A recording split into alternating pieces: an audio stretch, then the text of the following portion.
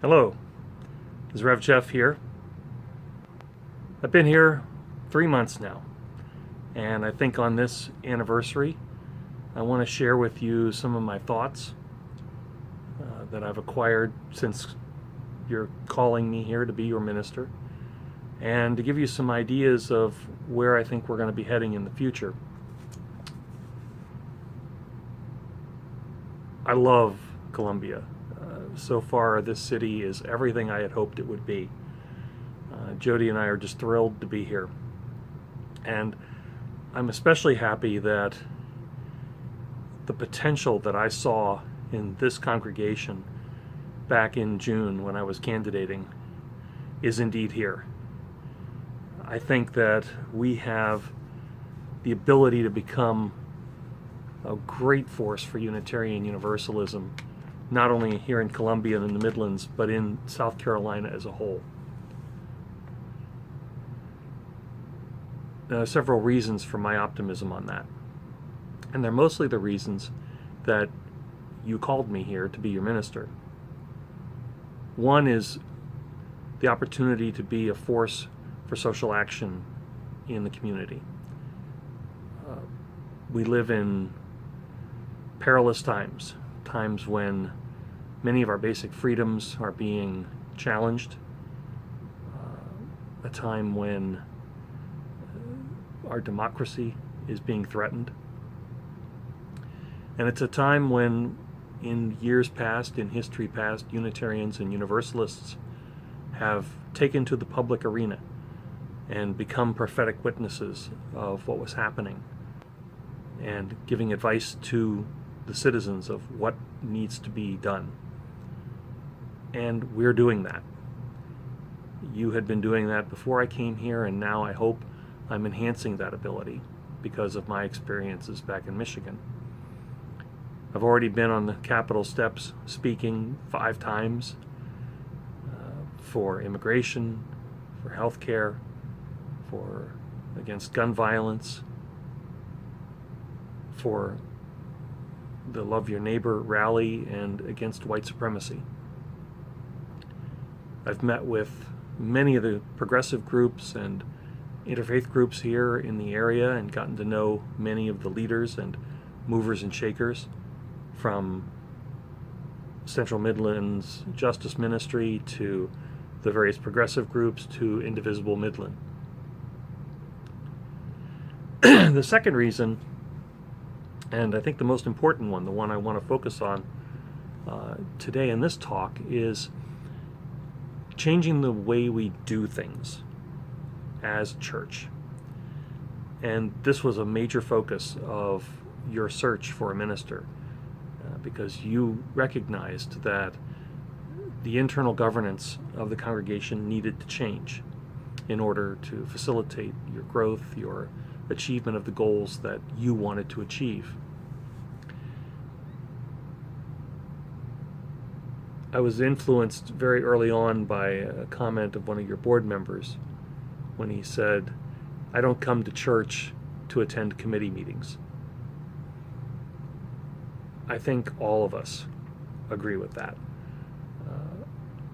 All of us come to church for a wide range of reasons, but I have to imagine that low on the list is being a volunteer administrator, to being the steward of bureaucracy.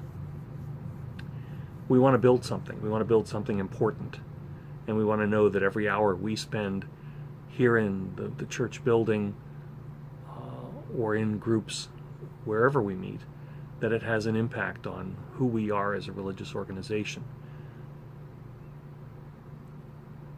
So my primary goal in coming here was to do those things. And some of those would be to free your board from the daily minutia of what each committee is doing, to doing the incredible and inspirational work of mission building, of goal setting, of visioning. These are exciting activities, but they require an incredible amount of thought and reflection and communication with every congregant in order to come up with not only an effective message, but one that speaks to people and one that makes it clear to anyone reading our documents and seeing our actions, makes it clear who we are and what we stand for. I also wanted to empower our committees to move beyond just being a committee to being an action team, to being a group of people that don't think they just get together every month to write minutes, but a group of people that feel that they can go out there and make a difference, both within our religious community and in the greater community, and for Unitarian Universalism as a whole. And that required getting committees out of this feeling that they had to always report everything they were doing to a board and having the board approve that. Because that's not the job of a board. The job of a board is to make sure the committees exist and then do what they can to empower them to act based on the mission and vision of the church. Creating this mission and vision then really allows you to do the really important task, and that is to create a budget that is mission-based. Once you have a mission-based budget, then your committees have the tools and the resources to do what is in the best interests of the congregation. And it really frees your board from having to make the very tough decisions about where to allocate resources.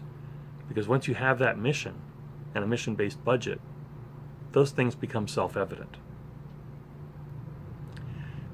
All in all, having a mission-based budget, having the vision and goals, and having the committee structure empowered to act upon all of those turns a congregation away from a scarcity model, in terms of here's the amount of money we have, how can we parse it out, to an abundance model, to a model where there are no limits, where people are far more encouraged to donate money, to find ways to raise money, to apply for grants, to do all the kinds of things that will allow you to leverage what we have here and create the resources that we need to accomplish what we want to accomplish. Now, there are several steps to achieving these goals. The first one we just did at the last board meeting, and all of this is coming from the work of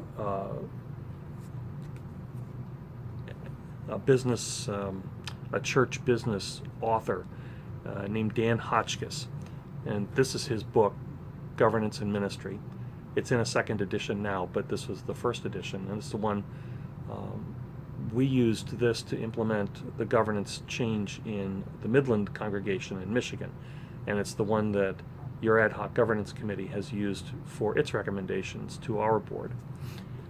The Hotchkiss model focuses on essentially one critical change that a congregation needs to make. And it's this chart, basically.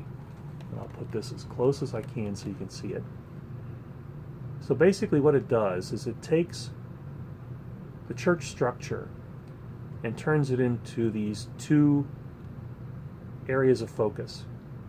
One being led by the board, which is responsible for governance issues and the fiduciary responsibilities of the corporate entity that is the church. And the other group that is the ministry. It's the work of the committees that, as a whole, define the ministry of the congregation. Now, to go to this model requires a good deal of trust, because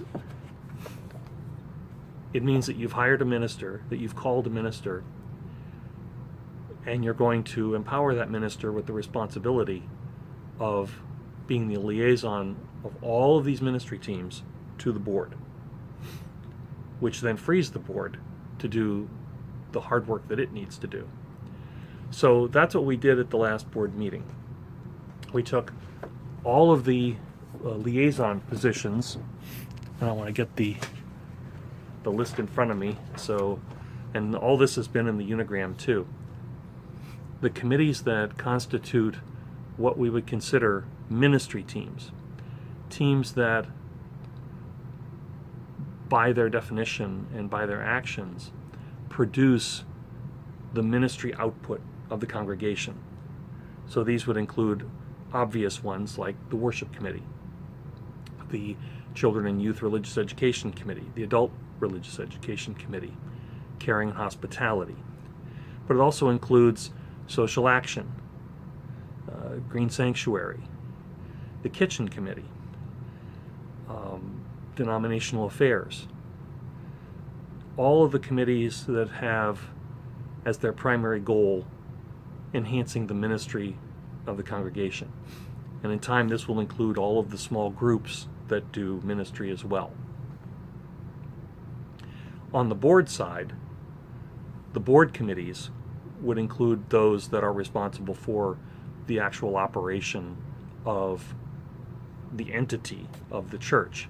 So it would include the endowment fund committee, the finance committee, building and grounds, personnel, technology services, and leadership development. So by separating those two functions of governance and ministry, you empower both to be able to concentrate more effectively on their roles within the congregation. But it's a complete sharing of leadership and power within the congregation. By empowering both, but having both responsible to each other, we make each other stronger. Now, as I say, this requires a lot of trust. People have wide-ranging experiences in churches that they belong to, and in this church. And there will be an inherent concern over any change in the way we do business. And all I can really ask at this point is that as people of faith, that we assume good intention on the part of each other. I certainly do that with all of you. And I will do whatever I can to empower the ministry teams and to empower the board to act in the best interest of this congregation. The next step, now that we've created this bimodal structure, is for the ministry teams to now start working together more often. When I came here, you already had the Wednesday night, the first Wednesday committee night meetings. I think that's a great idea. I know not every committee can meet on the first Wednesday night, but I think having one time and as many committees as possible meeting at that time saves all of us a lot of aggravation in terms of sending out a million emails trying to find out people's availability.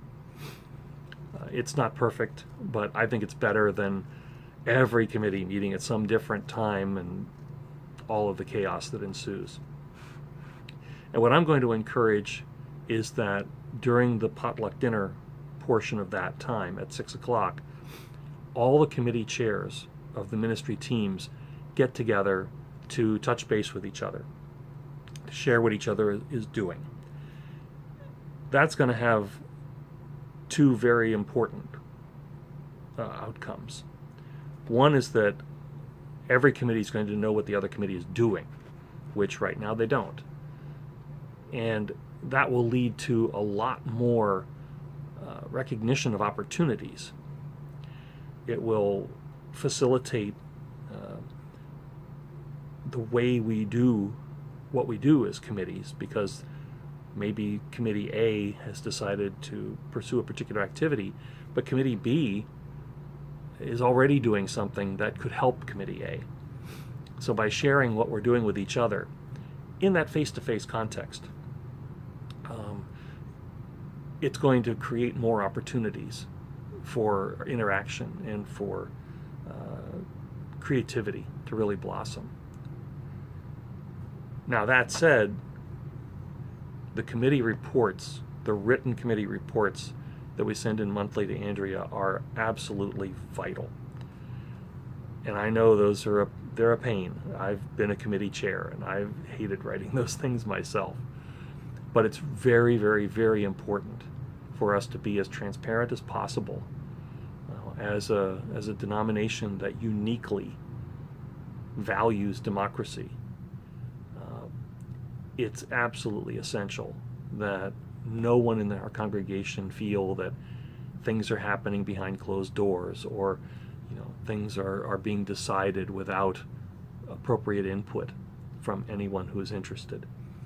So I strongly encourage every committee to submit those monthly reports as appropriate to Andrea, so that the board can stay informed and so that the congregation can stay informed of what's going on and what's happening. This also has the secondary effect of creating excitement, of helping everyone see, wow, look at all the stuff that's going on here. Not just the events, not just having a speaker come in or having a concert or those, but just, wow, this committee is off doing these things. That's amazing. I want to support that. All of this leads up to what I'm hoping is going to happen in the next few months. In my first 3 months here, I've been working hard to understand the budget here. And I know that for many years there's been a challenge with raising enough pledge income to do what you want to do. I am a fervent believer in build it and they will come. I think people respond to inspiration. I think people desperately want to be part of movements that reflect their values and that act on those values. It's not enough to think the right things. You have to do the right things. And that's what I want this congregation to be seen as a group of people that don't just think the right values, that think the right beliefs, but that act on them. And that doesn't mean you have to be on the state capitol steps like me, because I'm crazy and I like doing that. I don't mind being a lightning rod for the opposition folks. But just the simple things like helping with the caring committee and visiting folks that we have who are members who are homebound or having medical difficulties, working with our animal ministry to promote our greater understanding of what it means to be a person, working with our Green Sanctuary Committee to achieve Green Sanctuary status and do what that takes, which is hard work. That's a real perfect example of, it's one thing to believe the right things, but it's another to do them, because sometimes doing is hard and it forces us to make tough choices. So what I'm asking every committee to do over the next 2 months is put together a budget proposal to submit to the Finance Committee that reflects the total cost of what you do and want to do, what you feel reflects your role in the mission of this congregation. Now, if you think about that for a couple of minutes, you're probably going to say, wow, that's going to create a huge budget that we don't have the income for. And it probably will, and that's fine. For instance, I've already told the CYRE committee, no more Boston fundraising. Sending our kids on a trip to Boston is part of the mission of this congregation. It's part of our leaving a legacy to the next generation of who we are as a denomination, what our traditions are, what our heritage is.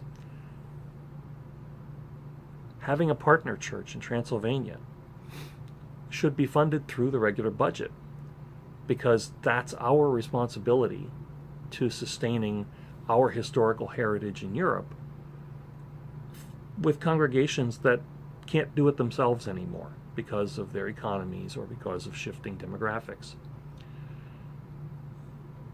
We have a huge amount of fundraising going on in this congregation, and that's not a bad thing. But we should never be in the position of having to decide who gets money from the budget and who has to raise money. If it's based on our mission, it should be in the budget. It's no different than paying to have the floors cleaned or buying candles for the worship service. These are all basic functions of the way we operate. And I think that sending our kids to Boston and supporting a partner church are no different, and they should be part of the budget. The brochures that the membership committee needs to buy for what I hope will be new brochure racks in the near future. All of the things that our committees can and should be doing should be part of our budget. So I'm going to ask every committee to submit a real budget request to the Finance Committee. And I'm sure in January there's going to be a lot of eyebrow raising and consternation over what that's going to mean to our budget. But I'm hoping that when we do that, we'll see the total picture of what this congregation means to people and what it does as a religious community. And that in order to do all those things, there is a cost, and here is the cost. Are we willing to be stewards of that religious community and everything that that religious community means here in Columbia and across the state? I think if we build the church that we want to have, that will inspire people to support it. It's a risk, but I have a lot of faith in people. I have faith that people will support the things that they think are important in their lives. And whether you're here every Sunday morning or whether you rarely show up at all, I think people want to see the organizations that have the potential to make this a better world survive and thrive. I'm totally convinced that this congregation, placed as it is in this state, could easily have 400 members. Easily. And there are lots of management books that will tell you why we don't have 400 members. And I think the problem with that is that it becomes a self-fulfilling prophecy. You know, organizations get to a certain number of members and they go, oh my God, we've reached that border, now what do we need to do? And they panic. And they wind up falling back into conservative thinking and scarcity thinking. And then all of a sudden membership drops, and then they wonder what happened. I want us to think in terms of abundance. I want us to think in terms of what's possible. If only we had the will to do X, Y, and Z, what's possible? And I think once you build that momentum, people will come. The money will come. We will find ways to leverage our resources in order to do the things we want to do. And success breeds success. And I am absolutely, completely convinced that the Unitarian Universalist Congregation of Columbia can achieve great things in this region and in this state. And I'm going to work hard with the board to develop that mission and vision that will be inspirational and that will empower our committees to act in ways that will expand our outreach and have greater impact on the people in our congregation and beyond. All of this requires hard work and trust in each other, and sometimes that can be hard for Unitarian Universalists. We are a feisty people, and we always want to make sure all the T's are crossed and all the I's are dotted, and that's fine. But then there are times when we need to say, you know what, let's just do it, because we know what we want. We know we can do more, and we know we can do better. And let's worry about the details later. And that's why, one of the things as we implement this new governance structure, there are going to be times when congregants are like, well, why are we doing this? And we've always done things this way. And I'm going to ask for you to be patient and to just watch how things roll out. Because I think you'll see that if you trust the process and trust the people that you've elected to be your leaders, and it's a good bunch of people, and you trust me in the call that you gave to me, that we're going to create a really great thing here. I'm confident of that, and I'm committed to it. I have faith in you, and I hope you can have faith in me and in your board. So that's my message for now. I will be checking in with you again probably in a few months once we get into the budgeting process. And in the meantime, I encourage the committees to think outside the box, to set aside the we've always done things this way thinking. Really articulate what you see your role as in the congregation and what your role can be that will help us better achieve our mission and goals. And that may mean setting aside certain things that have always been done, that maybe don't do what we think they are doing, and maybe taking on things that we've never done before. And that's going to be uncomfortable and challenging and exciting. And exciting is good.